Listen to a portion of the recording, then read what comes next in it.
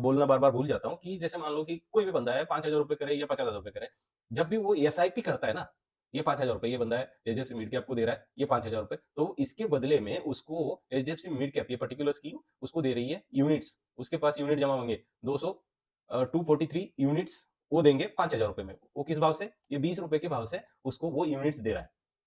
Okay? जैसे ये units का भाव बढ़ेगा सॉरी एनएवी का भाव बढ़ेगा और यूनिट का भी भाव बढ़ेगा। मतलब जैसे मान लो कि आपके एनएवी का भाव है, अभी ₹20 की एनएवी से आपको मिला 243 243 यूनिट्स इन द 5000 मतलब 5000 के आपको 243 यूनिट्स मिले ₹20 से। ठीक है? इतना समझ लिया?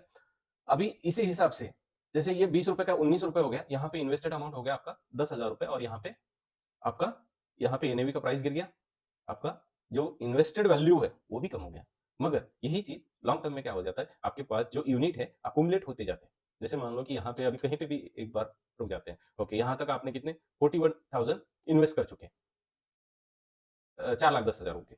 4,10,000 रुपए आपकी एनएवी की प्राइस आप तक आ गई 54। आपने स्टार्ट किया था ₹20 से, आप आ गए 54। अभी यहाँ तक आपके पास यूनिट कितने जमा हो गए? 9,800। ओके, तो अभी आखिरी में जब जाते हैं, लास्ट में हमें जब निकलना है यहाँ से, तो हमारे 6,75,000 इन्वेस्ट हो गए, आपके पास यूनिट हो गए 12,350 और ये इसकी जो यूनिट प्राइस है 162 रुपीज़ आज के टाइम पे, मार्केट गिरने से पहले 195 थी। ओके, ठीक है, गिरा हुआ है, उड़ जाएगा, वो प्रॉब्लम नहीं है।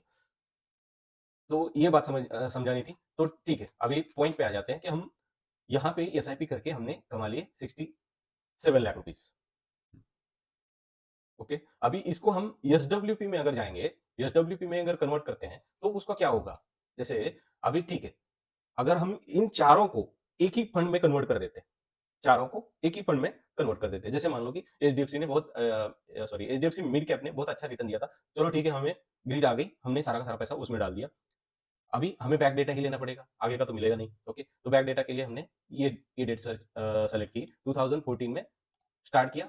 ओके, 2014 के यहाँ पे ही वही अमाउंट यहाँ पे इन्वेस्ट कर दी एचडीएफसी मिड कैप में पूरी की पूरी। तीनों फंड का जो निकाल के हमने एचडीएफसी मिड कैप में डाला। ओके, ये 65 लाख रुपए डाला। ओके, 2 लाख रुपए हमने खर्चा पानी के लिए निकाल लिए और वहां से एसडब्ल्यूपी ले रहे हैं हम 50,000 रुपए की हर महीने के 2 तारीख को। ओके, और ये आज तक लेते आ रहे हैं, ये आज तक लेते आ रहे हैं। बीच में जो भी हुआ वो आगे दिखाई देगा। ठीक है, तो यहाँ पे हमने आज तक 62 लाख रुपीज विड्रॉ कर लिए, विड्रॉ कर लिए, विड्रॉ कर लिए और वो खर्चा पानी भी हो गया हमारे। ठीक है, तो उसके बाद में भी आज के टाइम पे हमारे पास जो फंड अमाउंट बचती है, वो फंड अमाउंट बचती है कितना?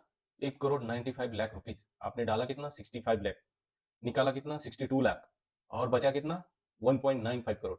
तो मैं जो बोला ना, जनरेशनल वेल्थ बन जाती है। जैसे मान लो कि आपने ये रिटायरमेंट में ये पूरा नहीं खत्म कर पाए, ठीक है? ये जो बची हुई अमाउंट है, आप जब विरासत में देके जा रहे हो ना, तो याद रखेंगे बच्चे आपके कि भाई कुछ तो छोड़ के गया। ओके, ठीक है, अभी ये तो जोक्स ऑफ द पार्ट। अभी ये समझते हैं कि यहाँ पे हमारा हो क्या रहा है। ओके, एसडब्ल्यूपी का मेन कंसेप्ट क्या है? तो यहाँ पे जैसे मान लो कि ये 2014 में आपने इन्वेस्ट किया, तो वहां पे आपको मिल रही थी एनएवी 29 रुपीज की। ओके, 29 रुपीज की एनएवी के हिसाब से आपको जो यूनिट अलॉट हुए, वो यूनिट अलॉट हुए 2,21,000। ठीक है, 900। तो यहाँ से हर महीने जब आपको 50 रुपए 50,000 दे रहा है ना, तो ये 50,000 देने के लिए ये आपके यूनिट बेच रहा है। ठीक है, यहाँ पे 1400 यूनिट ये हर महीने बेच के आपको पैसे दे रहा है। ठीक है, अभी अगले महीने पे यहाँ पे ये नेवी 35 थी, यहाँ पे 36 हो गई, तो यहाँ पे 1400 यूनिट बिक रहे थे, यहाँ पे 1300 ही बिक गए। ओके, यहाँ पे 37 हो गई, यहाँ पे 1340 ही हो गए। अभी जैसे घूमते घूमते आ गया और यहाँ पे इसकी जो प्राइस है आज के टाइम पे वो है 162। आपको 50,000 देने के लिए वो खाली 300 यूनिट बेच रहा है। आपने 2,21,000 रुपए 2,21,000 यूनिट थे, तो आपके पास 1,20,000 यूनिट अभी भी है। मतलब यहाँ से भी आप कम से कम 20-30 साल इस पैसे को चला सकते हो, आपके यूनिट खत्म नहीं होंगे, क्योंकि इसकी प्राइस बढ़ती जाएगी। ये जो यूनिट है इनकी प्राइस बढ़ती जाएगी। अगले साल 2 साल में आप देखोगे कि ये यूनिट की प्राइस कम से कम 300 साढ़े 300 के ऊपर होगी। राइट, आपने जो मतलब ये कंपाउंडिंग का बेनिफिट कैसे मिलता है? अभी जैसे मान लो कि आपने 29 रुपीज में खरीदा था। ओके, और यहाँ पे ये 20% बढ़ जाता है, 20% बढ़ जाता है, तो आपके जो 29 रुपीज के ऊपर 20% से ना बढ़ के वो 40% से 50% से बढ़ेगा। अभी भी इसका 20% कितना हो गया? 160 का 20% कितना हो गया? मतलब 32 रुपीज। ओके, तो मतलब 100% बढ़ गया ना। आप 29 रुपीज में खरीदा था और यहाँ पे 20% बढ़ गया, तो ₹32 आ रहा है। तो मतलब आपका जो अमाउंट है पीछे वाला जो इन्वेस्ट किया हुआ 10 साल पहले, तो उसकी अमाउंट डबल हो जाती है। ₹29 के इन्हें भी आपने खरीदा था और यहाँ पे 1 साल में अगर 32 या 35 बढ़ जाता है, 20% से बढ़ जाता है, तो आपकी अमाउंट मतलब आपकी यूनिटी प्राइस जहाँ पे जो खरीदा था, वो डबल हो गया।